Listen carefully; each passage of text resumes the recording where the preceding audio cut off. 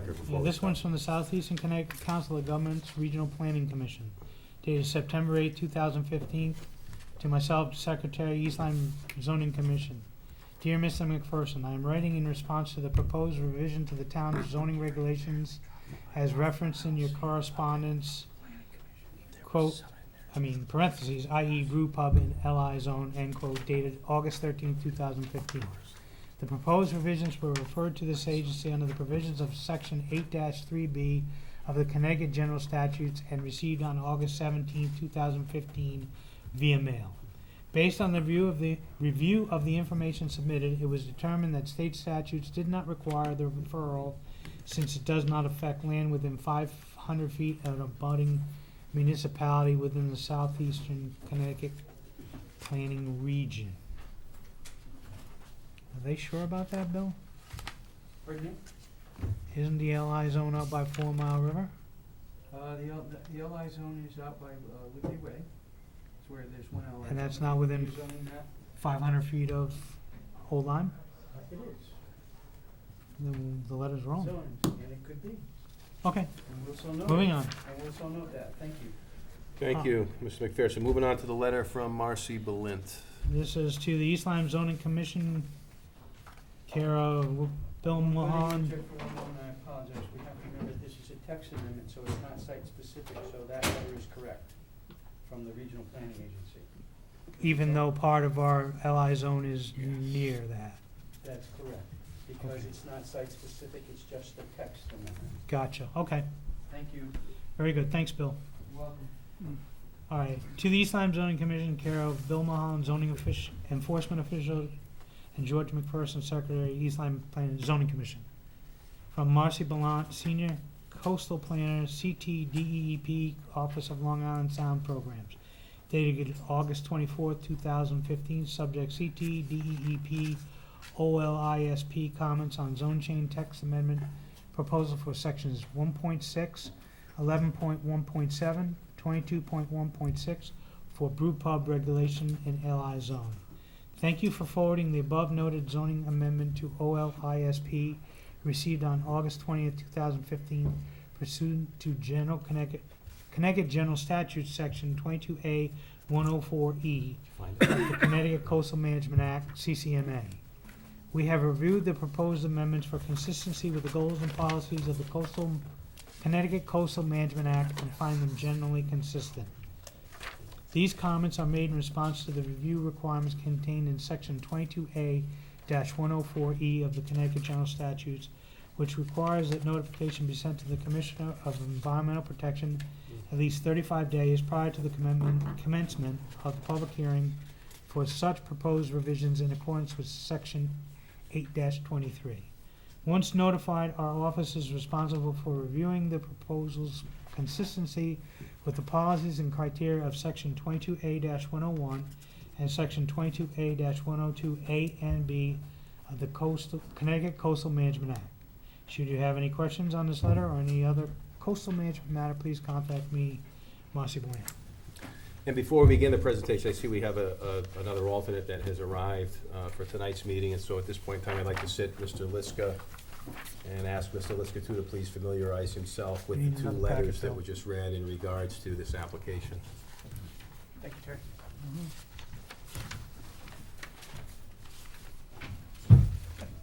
Which was the letter from Southeastern Connecticut Council of Governments, excuse me, and then also from DEEP. Those are the two letters that we just read, Mr. Liska. Which In are, should be regards in your to packet. public hearing number 1.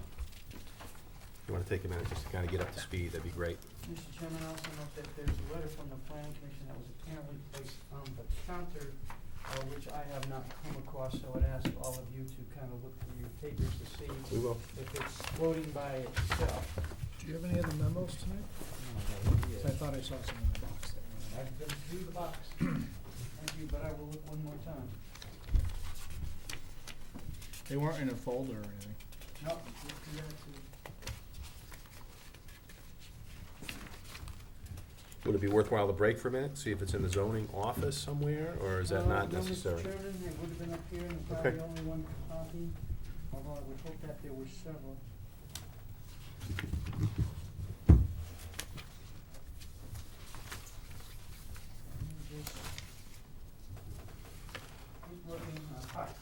Got it? Excellent. Told you. Jerry? Yeah, I thought you were there. Young guy with Yep. good eyes.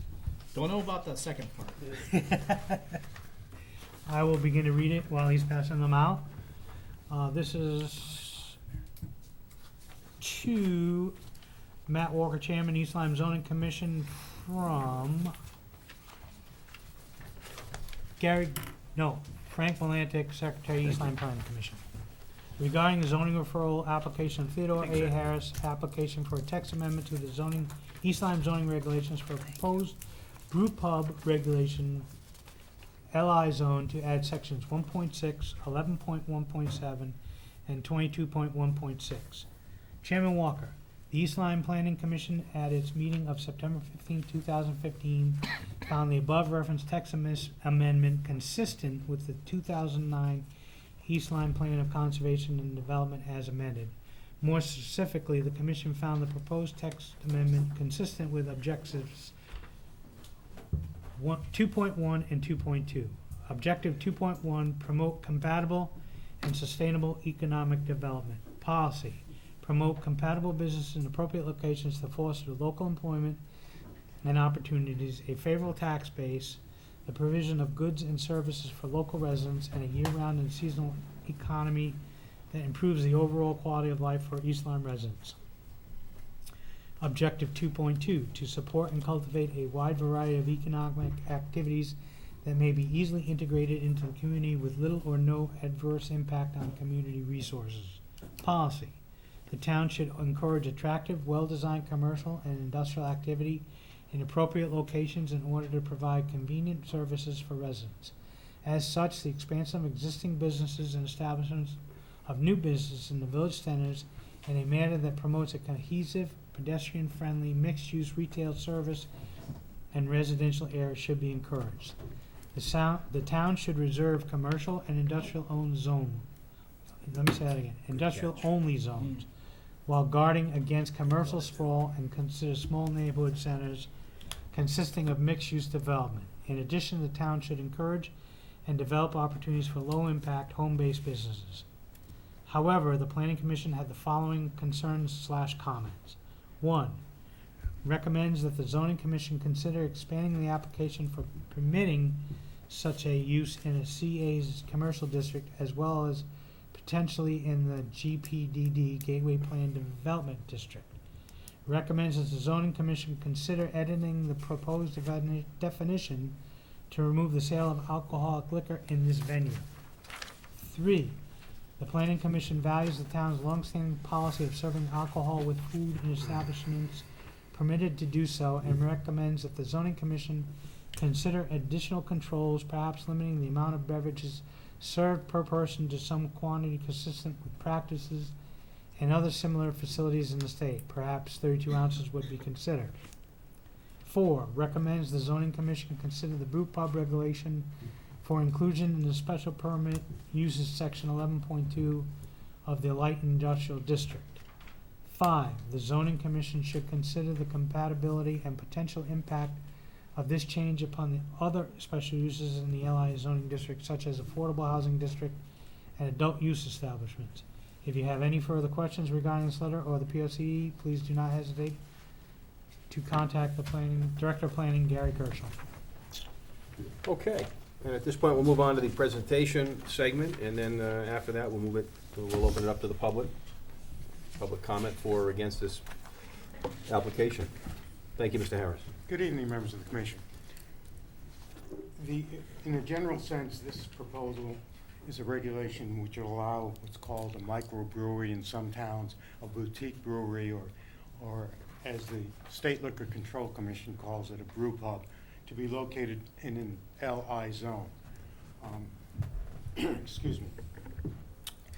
As we get into the regulation, which I'll go into shortly, you'll see that I've taken the definition of brew pub right out of the uses which are described in the liquor control regulations with respect to this type of permit. However, before we get into it specifically, I just want to maybe digress a little bit and talk generally, if I might. There's been a national trend, as I think the commission may have recognized, toward these brew pubs, both regionally and regionally, I should say.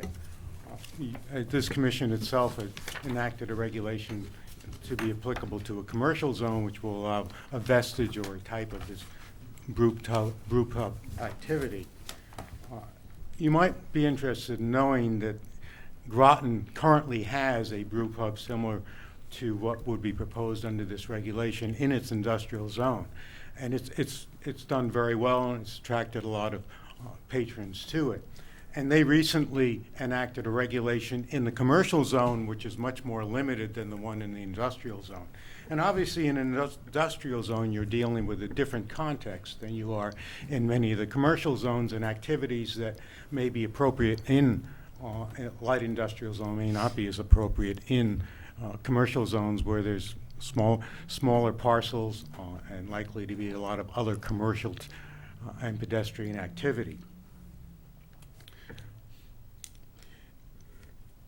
So moving right along into the specifics of the regulation, what we propose is that a new definition be added to the definition section of our regulation, which, and I'll read it to you because it's relatively short, a manufacturing facility, and that's something that I'd like to highlight. Under the Connecticut regulations, the primary use for these type of entities is really manufacturing. The service of alcoholic beverages is really, and or food is really ancillary to that activity. And just as sort of an additional aside, over the last 3 years, the liquor control regulations in Connecticut have changed actually a little bit every year, allowing more and more activities as ancillary to these manufacturing permits. The brew pub being the most liberal in terms of the ability to sell food, to sell other beverages, and to sell your product to patrons on site. But they've now changed other parts of their manufacturing regulations to allow more limited but similar activities with respect to wine and actually distilled products more recently. So there's been a general trend with our state to allow these activities, and this again sort of picks up on that. But the service of alcoholic beverages or beer and or food is really ancillary to the manufacturing, which is the primary use, which is why I proposed this in the LI zone.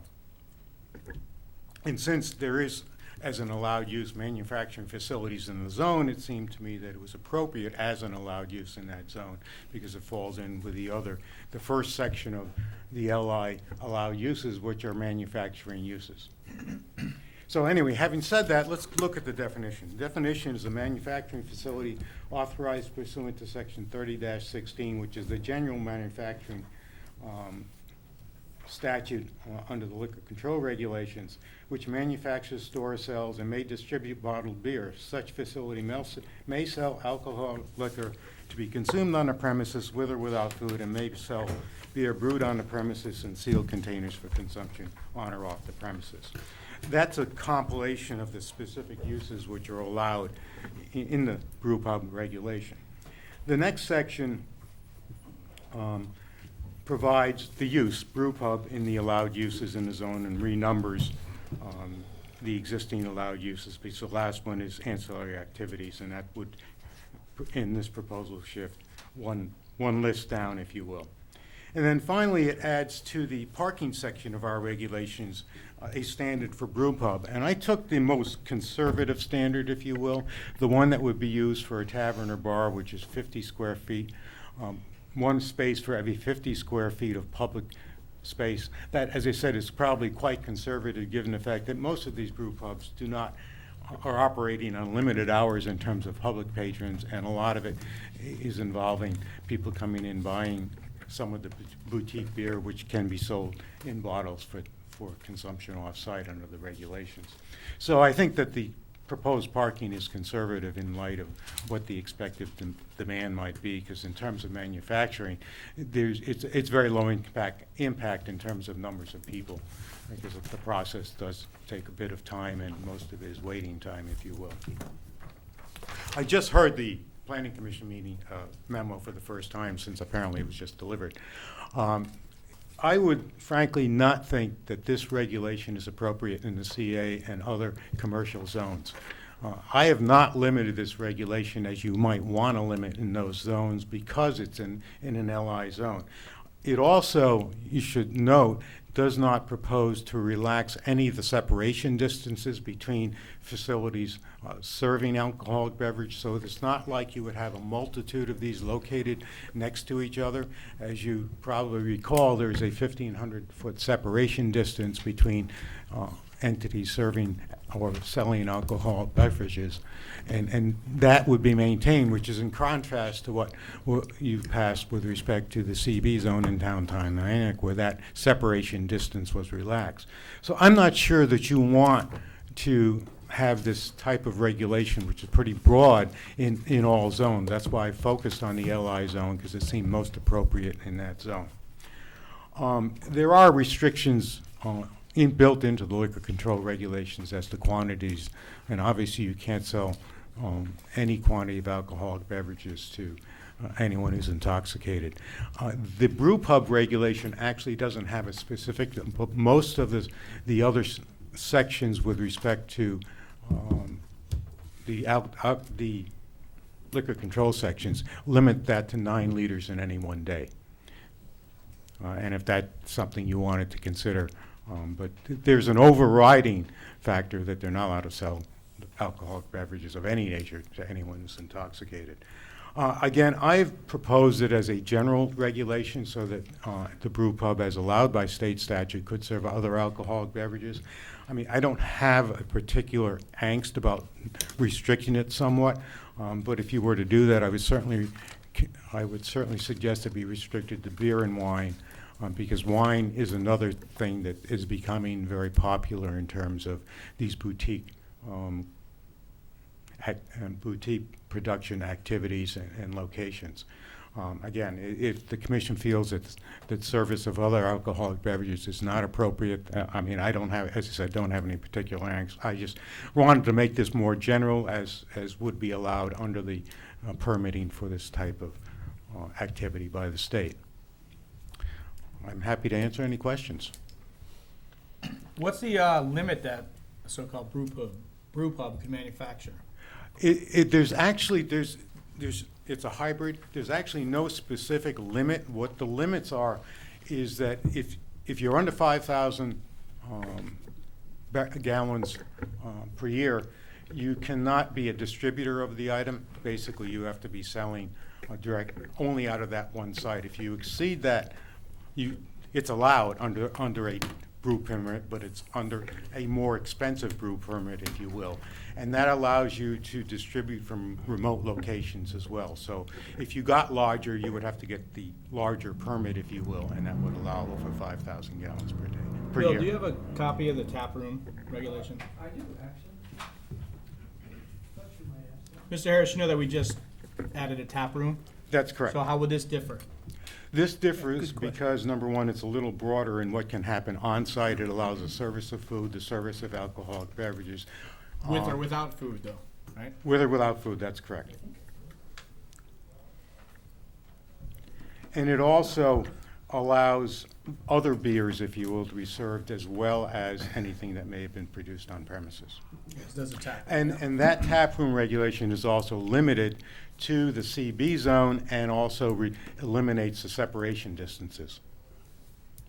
The separation what? Distances between outlets serving alcoholic beverages. Which I thought we, You will find in section 20 of the zoning code, there are 3 or 4 sections that regulate and control alcohol in the community, and there's separation distances such as 1,500 feet, 1,200 feet, 200 feet. If you recall, when Lillian's went in, there was a requirement for 200 feet from a church. It was reduced to 100 feet. So those are still in place in section 20, and they do limit and reflect and impact these breweries and any facility that is selling alcohol for consumption on or off the premise.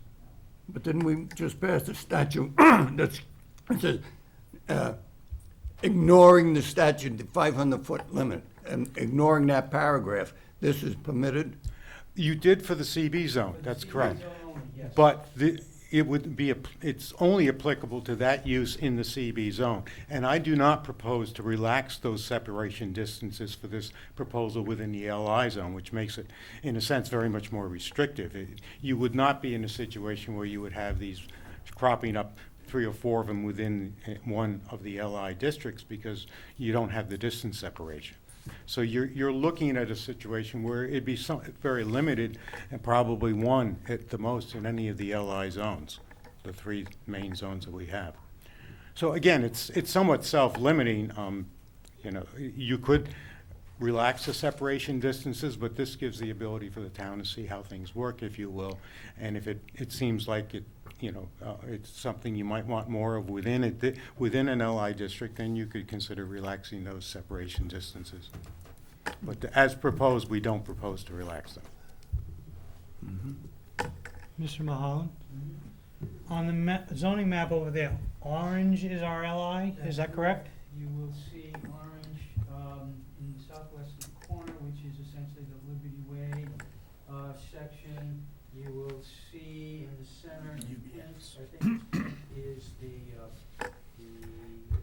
RV park, camping place up at Camping Hammock, surrounded by the orange. At the Colton Road. If you recall, the Liberty Way is also all light industrial. There is some orange where Industrial Park Road is, which is an industrial park. And then there's an odd piece off of Boston Post Road at some point we'll probably rezone it because it's pretty well worn off and not usable for a light industrial purpose because it's really surrounded by residential. But that's a housekeeping issue that we'll look at in the future. So we are limited in the LI. We have a very limited LI area in the community.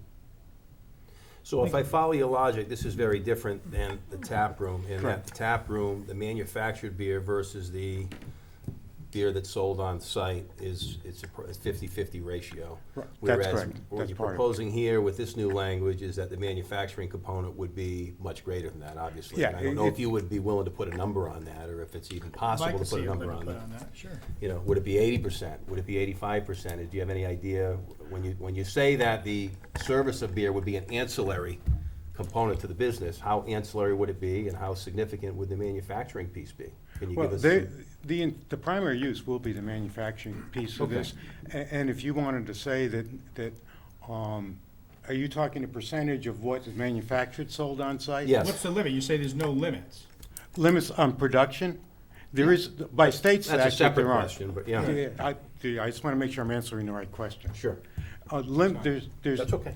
if you would talk a limit of production because of the size of the potential facility, again, I don't think we'd have any issue on that. And if you wanted to track the 5,000 gallons per year as the lower base permit, I think that's fine. Because once you get above that, you're going to be a fairly large facility. And following your logic, because this is primarily a manufacturing business, it would be appropriate for a light industrial zone. Correct, correct. Isn't it, the state has a limit of 50,000 gallons?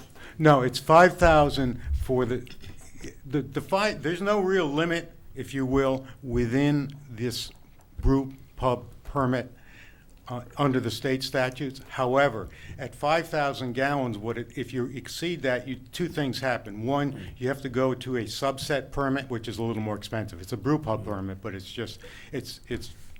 3 times the cost for the permit, if you will. And it allows additional activities, not on site, but the ability to have remote distributorships and that type of thing. So it contemplates a larger operation, actually.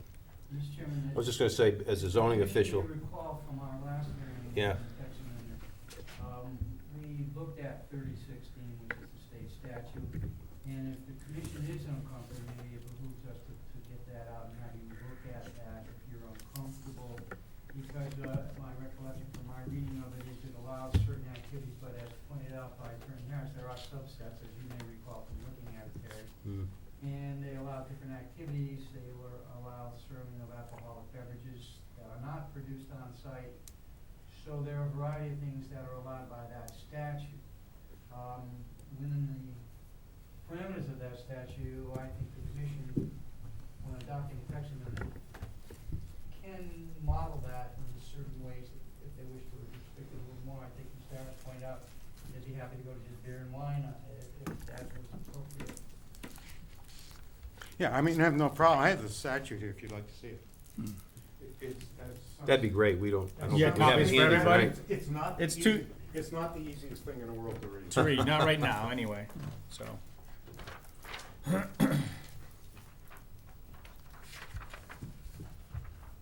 Thank you. This is the two subsections that involve the group. Thank you, sir. And I'll try to walk you through it, because there's so many clauses, sometimes it's hard to realize where they all fit. The first section tells you what it allows, and it allows the manufacture, storage, and bottling of beer, retail sale of alcoholic liquor to be consumed on the premises with or without the sale of food, the selling at retail of sealed bottles or other sealed containers of beer brewed on the premises for consumption off the premises, sale of sealed bottles of beer brewed on the premises to the holder of a wholesale permit. And that's where the 5,000 gallons, provided that they're producing at least 5,000 gallons. So unless they produce the 5,000 gallons, they can't start wholesaling, essentially. And then, as I mentioned earlier, they're not allowed to sell more than 9 liters to any one person in any one day. How do you govern that? The way liquor control governs anything else. Yes. You know how it's controlled? Because if there's ever an issue, that's the first thing they're gonna check. Too late. But What about the sale of alcohol for takeout? Yeah, on or No, off that's on or off premises there. More or less growlers, The again. growlers? Right. no, the alcohol. I gather liquor this is similar to like a Harpoon Brewery or another brewery like that, to where, you know, they're manufacturing and they're also selling their product there. Correct. This is what I'm gathering it from. But it does, just so you understand, it does allow the sale of alcoholic liquor, which, under their definition, is all alcoholic liquors for consumption on the premises. Which is a, On an the issue in my premises. opinion. It's not a package store, is what I'm trying to say. The only thing they can sell for off-premises consumption is their own stuff. Oh, understood. But the may sell alcoholic liquor it makes it a bar. Again, as I told Right. you, yes, they can. I mean, Yeah. and that's why I said, if you would like to limit it to wine and beer, we have no problem with that. That depends upon the permit they obtain from the state. Correct. Because if you get the general The reference- manufacturer, the that's re- one of the subsets that allow Right. you to. The reference at the beginning of the definition is to the main section for manufacturing permits, and all this is under that section. So it's still consistent, because there are separate sections with respect to wine. What's the statute again? What section is this? 3016. That's the overall section. These are, what I passed out was a subsection of that.